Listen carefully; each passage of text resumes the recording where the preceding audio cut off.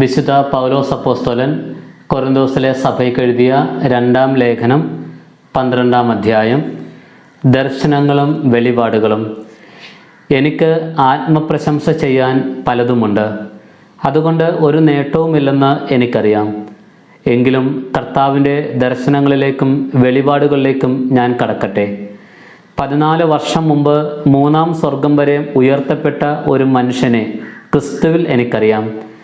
ശരീരത്തോടു കൂടെയോ ശരീരം കൂടാതെയോ എന്നെനിക്കറിവില്ല, അത് ദൈവത്തിനെ അറിയും. ഈ മനുഷ്യൻ പർദീസായിലേക്ക് ഉയർത്തപ്പെട്ടു എന്നെനിക്കറിയാം. ശരീരത്തോടു കൂടെയോ ശരീരം കൂടാതെയോ എന്നെനിക്കറിവില്ല, അത് ദൈവത്തിനെ അറിയൂ. അവാച്യവും മനുഷ്യന് വിവരിച്ചു കൂടാത്തതുമായ കാര്യങ്ങൾ അവൻ കേട്ടു. ഈ മനുഷ്യനെക്കുറിച്ച് ഞാൻ അഭിമാനം കൊള്ളും. എന്നെക്കുറിച്ച് സ്വന്തം ബലഹീനതകളല്ലാതെ ഞാൻ അഭിമാനം കൊള്ളുകയില്ല. ആത്മപ്രശംസയ്ക്ക് ഇച്ഛിക്കുന്നെങ്കിൽ തന്നെ ഞാൻ ഒരു ഭോഷനാവുകയില്ല. എന്നാൽ സത്യമായിരിക്കും ഞാൻ സംസാരിക്കുക. എന്നിൽ കാണുകയും എന്നിൽ നിന്ന് കേൾക്കുകയും ചെയ്യുന്നതിൽ അധികമായി ആരും എന്നെപ്പറ്റി വിചാരിക്കാതിരിക്കേണ്ടതിന് ഞാൻ ആത്മപ്രശംസ ഒഴിവാക്കുന്നു. വെളിപാടുകളുടെ ആധിക്യത്താൽ ഞാൻ അധികം ആഹ്ലാദിക്കാതിരിക്കേണ്ടതിന് ശരീരത്തിൽ ഒരു മുള്ള് എനിക്ക് നൽകപ്പെട്ടിരിക്കുന്നു. അതായത് എന്നെ ശല്യപ്പെടുത്തുന്നതിനും മതിമറന്ന് ആഹ്ലാദിക്കാതെ എന്നെ നിയന്ത്രിക്കുന്നതിനും വേണ്ടിയുള്ള പിശാചിൻ്റെ ദൂതൻ. അത് എന്നെ വിട്ടകലാൻ വേണ്ടി 3 പ്രാവശ്യം ഞാൻ കർത്താവിനോട് അപേക്ഷിച്ചു. എന്നാൽ അവിടുന്ന് എന്നോട് അരുളി ചെയ്തു, നിനക്ക് എൻ്റെ കൃപ മതി. എന്നാൽ ബലഹീനതയിലാണ് എൻ്റെ ശക്തി പൂർണ്ണമായി പ്രകടമാകുന്നത്. ക്രിസ്തുവിൻ്റെ ശക്തി എൻ്റെ മേൽ ആവസിക്കേണ്ടതിന് ഞാൻ പൂർവാധികം സന്തോഷത്തോടെ എൻ്റെ ബലഹീനതയെക്കുറിച്ച് പ്രശംസിക്കും. അതുകൊണ്ട് ബലഹീനതകളിലും ആക്ഷേപങ്ങളിലും ഞെരുക്കങ്ങളിലും പീഡനങ്ങളിലും അത്യാഹിതങ്ങളിലും ഞാൻ ക്രിസ്തുവിനെ പ്രതി സന്തുഷ്ടനാണ്. എന്തെന്നാൽ ബലഹീനനായിരിക്കുമ്പോഴാണ് ഞാൻ ശക്തനായിരിക്കുന്നത്. പൗലോസിൻ്റെ വ്യഗ്രത. ഞാൻ ഒരു ഭോഷനായിപ്പോയല്ലോ, നിങ്ങളാണ് അതിന് കാരണക്കാർ. എന്തെന്നാൽ നിങ്ങൾ എന്നെ പ്രശംസിക്കേണ്ടവരായിരുന്നു. ഞാൻ നിസ്സാരനാണെന്നൊരിക്കലും ഈ അപ്പോസ്തല പ്രമാണികളെക്കാൾ ഒട്ടും കുറഞ്ഞവനല്ല. തെളിവുകളോടും അത്ഭുതങ്ങളോടും ശക്തികളോടും കൂടെ എല്ലാ തരത്തിലുമുള്ള സഹനങ്ങളിലും ഒരു അപ്പോസ്തലന് ചേർന്ന അടയാളങ്ങൾ നിങ്ങൾക്ക് നൽകപ്പെട്ടു. ഞാൻ നിങ്ങൾക്ക് ഒരു ഭാരമായി തീർന്നിട്ടില്ല എന്നതിലൊഴികെ മറ്റെന്തിലാണ് നിങ്ങൾക്ക് മറ്റു സഭകളെക്കാൾ കുറവ് വന്നിട്ടുള്ളത്? ആ അപരാധം എന്നോട് ക്ഷമിക്കുവിൻ. ഇതാ ഞാൻ 3-ാം പ്രാവശ്യം നിങ്ങളെ സന്ദർശിക്കാൻ തയ്യാറായിരിക്കുന്നു. തീർച്ചയായും ഞാൻ നിങ്ങൾക്ക് ഒരു ഭാരമായിരിക്കുകയില്ല. എന്തെന്നാൽ ഞാൻ കാംക്ഷിക്കുന്നത് നിങ്ങളെയാണ്, നിങ്ങൾക്കുള്ളതല്ല.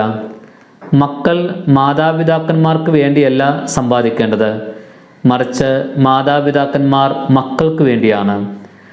ഞാൻ അതീവ സന്തോഷത്തോടെ നിങ്ങളുടെ ആത്മാക്കൾക്ക് വേണ്ടി എനിക്കുള്ളതെല്ലാം ചെലവഴിക്കുകയും എന്നെ തന്നെ സമർപ്പിക്കുകയും ചെയ്യും. ഞാൻ നിങ്ങളെ കൂടുതൽ സ്നേഹിക്കും തോറും നിങ്ങൾ എന്നെ കുറച്ച് മാത്രമാണോ സ്നേഹിക്കേണ്ടത്?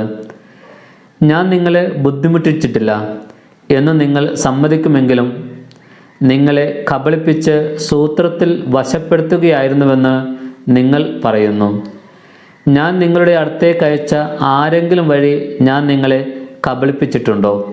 തീത്തോസ് പോകണമെന്ന് ഞാൻ നിർബന്ധിച്ചു. അവൻ്റെ കൂടെ ആ സഹോദരനെയും അയച്ചു.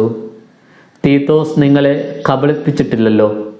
ഒരേ ആത്മാവിലല്ലേ ഞങ്ങൾ പ്രവർത്തിച്ചത്? ഒരേ പാതയിലല്ലേ ഞങ്ങൾ നടന്നത്? ഞങ്ങൾ നിങ്ങളുടെ മുൻപിൽ ഞങ്ങളെ തന്നെ ന്യായീകരിക്കുകയായിരുന്നുവെന്നാണോ ഇത്രയും കാലം നിങ്ങൾ വിചാരിച്ചിരുന്നത്? പ്രിയപ്പെട്ടവരെ, ഞങ്ങൾ യഥാർത്ഥത്തിൽ നിങ്ങളുടെ അഭ്യുന്നതിക്കു വേണ്ടി ദൈവസമക്ഷം സമസ്തവും ക്രിസ്തുവിലാണ് പ്രസംഗിച്ചിരുന്നത്. ഒരുപക്ഷെ ഞാൻ വരുമ്പോൾ ഞാൻ ആഗ്രഹിക്കുന്ന നിലയിൽ നിങ്ങളെയും നിങ്ങൾ ആഗ്രഹിക്കുന്ന നിലയിൽ എന്നെയും കാണാതിരിക്കുമോ എന്ന് ഞാൻ ഭയപ്പെടുന്നു. കലഹവും അസൂയയും കോപവും മാത്സര്യവും അപവാദവും പരദൂഷണവും അഹന്തയും അസ്വസ്ഥതയും ആയിരിക്കുമോ കണ്ടെത്തുന്നത്? ഞാൻ വീണ്ടും നിങ്ങളുടെ അടുക്കൽ വരുമ്പോൾ എൻ്റെ ദൈവം എന്നെ നിങ്ങളുടെ മുൻപിൽ എളിമപ്പെടുത്തുമോ എന്ന് എനിക്ക് ഭയമുണ്ട്. നേരത്തെ പാപം ചെയ്തവരും എന്നാൽ തങ്ങളുടെ അശുദ്ധിയെക്കുറിച്ചും വ്യഭിചാരത്തെക്കുറിച്ചും വിഷയാസക്തിയെക്കുറിച്ചും പശ്ചാത്തപിക്കാത്തവരുമായ അനേകരെ ഓർത്ത് വിലപിക്കേണ്ടി വരുമോ എന്നും ഞാൻ ഭയപ്പെടുന്നു. വിശുദ്ധ പൗലോസ് അപ്പോസ്തലൻ കൊറിന്തോസിലെ സഭയ്ക്കെഴുതിയ 2-ാം ലേഖനം 13-ാം അധ്യായം. മുന്നറിയിപ്പുകൾ. 3-ാം പ്രാവശ്യമാണ് ഞാൻ നിങ്ങളെ സന്ദർശിക്കാൻ പോകുന്നത്. 2-3 സാക്ഷികളുടെ മൊഴിയിൽ മേൽ ഏത് കാര്യവും സ്ഥിരീകരിക്കേണ്ടിയിരിക്കുന്നു. നേരത്തെ പാപം ചെയ്തവർക്കും മറ്റെല്ലാവർക്കും ഞാൻ മുന്നറിയിപ്പ് നൽകിയിട്ടുണ്ട്. എൻ്റെ 2-ാം സന്ദർശന വേളയിൽ ഞാൻ ചെയ്തതുപോലെ ഇപ്പോൾ എൻ്റെ അസാന്നിധ്യത്തിലും അവർക്ക് ഞാൻ താക്കീത് നൽകുന്നു. ഞാൻ വീണ്ടും വന്നാൽ അവരെ വെറുതെ വിടുകയില്ല. ക്രിസ്തു എന്നിലൂടെ സംസാരിക്കുന്നു എന്നതിന് തെളിവാണല്ലോ നിങ്ങൾ ആഗ്രഹിക്കുന്നത്. നിങ്ങളോട് ഇടപെടുന്നതിൽ അവൻ ദുർബലനല്ല, ശക്തനാണ്. അവൻ ബലഹീനതയിൽ ക്രൂശിക്കപ്പെട്ടു, എന്നാൽ ദൈവത്തിൻ്റെ ശക്തിയാൽ ജീവിക്കുന്നു. ക്രിസ്തുവിൽ ഞങ്ങളും ബലഹീനരാണ്, എന്നാൽ നിങ്ങളോട് പെരുമാറുമ്പോഴാകട്ടെ ഞങ്ങൾ അവനോടുകൂടെ ദൈവത്തിൻ്റെ ശക്തി കൊണ്ട് ജീവിക്കും. നിങ്ങൾ നിങ്ങളുടെ വിശ്വാസത്തിൽ നിലനിൽക്കുന്നുണ്ടോ എന്ന് പരിശോധിക്കുവിൻ. നിങ്ങളെ തന്നെ പരീക്ഷിച്ചറിയുവിൻ. യേശുക്രിസ്തു നിങ്ങളിലുണ്ട് എന്ന് നിങ്ങൾക്ക് ബോധ്യമായിട്ടില്ലേ? ഇല്ലെങ്കിൽ നിങ്ങൾ തീർച്ചയായും പരീക്ഷയിൽ പരാജയപ്പെട്ടിരിക്കുന്നു. ഞങ്ങൾ പരാജയപ്പെട്ടിട്ടില്ലെന്ന് നിങ്ങൾ ഗ്രഹിക്കും എന്ന് ഞാൻ പ്രതീക്ഷിക്കുന്നു. എന്നാൽ നിങ്ങൾ തിന്മ പ്രവർത്തിക്കരുത് എന്നാണ് ദൈവത്തോടുള്ള ഞങ്ങളുടെ പ്രാർത്ഥന. ഞങ്ങൾ പരീക്ഷയിൽ വിജയിച്ചവരായി കാണപ്പെടണമെന്നില്ല. ഞങ്ങൾ പരാജിതരായി കാണപ്പെട്ടാലും നിങ്ങൾ നന്മ പ്രവർത്തിക്കണം. സത്യത്തിനു വേണ്ടിയല്ലാതെ സത്യത്തിനെതിരായി ഒന്നും ചെയ്യുക ഞങ്ങൾക്ക് സാധ്യമല്ല. ഞങ്ങൾ ബലഹീനരും നിങ്ങൾ ബലവാന്മാരും ആയിരിക്കുമ്പോൾ ഞങ്ങൾ സന്തോഷിക്കുന്നു. നിങ്ങളുടെ പുനരുദ്ധാരണത്തിനു വേണ്ടിയാണ് ഞങ്ങൾ പ്രാർത്ഥിക്കുന്നത്. ഞാൻ വരുമ്പോൾ കാർക്കശ്യത്തോടെ അധികാരം പ്രയോഗിക്കാതിരിക്കേണ്ടതിന് നിങ്ങളിൽ നിന്ന് അകലെയായിരിക്കുമ്പോൾ ഇതെഴുതുന്നു. കർത്താവ് എന്നെ അധികാരപ്പെടുത്തിയിരിക്കുന്നത് നിങ്ങളെ വളർത്തിയെടുക്കാനാണ്, നശിപ്പിക്കാനല്ല. അഭിവാദനങ്ങൾ. അവസാനമായി സഹോദരരെ, സന്തോഷിക്കുവിൻ, നിങ്ങളെ തന്നെ നവീകരിക്കുവിൻ, എൻ്റെ ആഹ്വാനം സ്വീകരിക്കുവിൻ, ഏകമനസ്കരായിരിക്കുവിൻ, സമാധാനത്തിൽ ജീവിക്കുവിൻ. സ്നേഹത്തിൻ്റെയും ശാന്തിയുടെയും ദൈവം നിങ്ങളോട് കൂടെ ഉണ്ടായിരിക്കും. വിശുദ്ധ ചുംബനം കൊണ്ട് അന്യോന്യം അഭിവാദനം ചെയ്യുവിൻ.